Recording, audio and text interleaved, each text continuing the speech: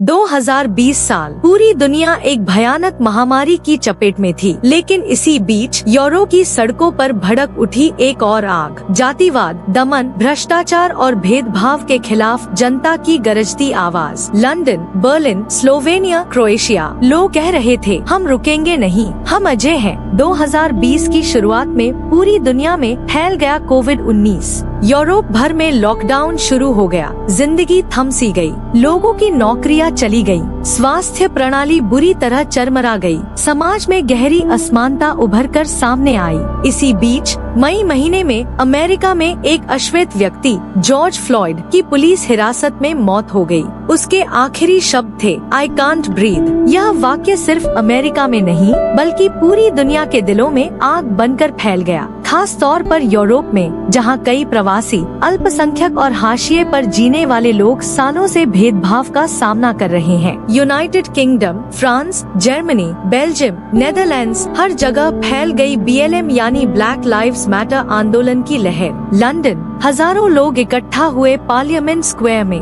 Paris, African प्रवासियों ने अपनी जिंदगी की सच्चाई सबके सामने रखी। बर्लिन, युवा पीढ़ी न्याय के पक्ष में खड़ी हो गई। एम्स्टर्डम से लेकर रोम तक गूंजने लगी एक ही आवाज, no justice, no peace. COVID के दौरान स्लोवेनिया में सत्ता में आए जाने जाना, उन पर लगे आरोप, स्वतंत्र मीडिया में हस्तक्षेप, न्यायपालिका की आजादी पर हमला और तानाशाही सोच। लेकिन स्लोवेनियन जनता चुप नहीं रही, वे सड़कों पर उतरे, साइकिल चलाते हुए। यह इतिहास का एक अनोखा आंदोलन था। बाइसिकल प्रोटेस्ट, न गाड़ियाँ न हथियार, हमारा विरोध होगा पहियों की घूमती आवाज में। स्लोवेनिया के लोगों ने घर में बैठना नहीं चुना, वे बार बार बोले हमें चाहिए लोकतंत्र, चुप्पी नहीं। 2020 में क्रोएशिया में आम चुनाव हुए। इस दौरान जनता के भीतर गुस्सा बढ़ता गया। सरकारी भ्रष्टाचार, स्वास्थ्य व्यवस्था की बदहाली, बेरोजगारी और मीडिया की आजादी पर हमला। लोग पूछने लगे वोट तो दिया था, बदलाव कहाँ है? युवा सड़कों पर उतर आए। उन्होंने कहा ये सिर्फ दया की बात नहीं है, ये हमारे अधिकार छीनने का बहाना है। यूरोप में ये आंदोलन सिर्फ नस्लवाद के खिलाफ नहीं थे,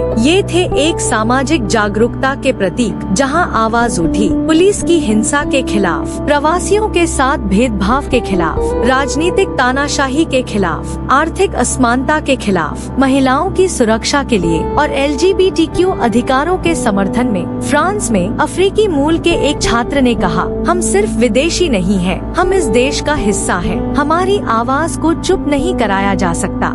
एक साझा नारा, नो जस्टिस, नो पीस। इस आंदोलन की असली ताकत थी एकता।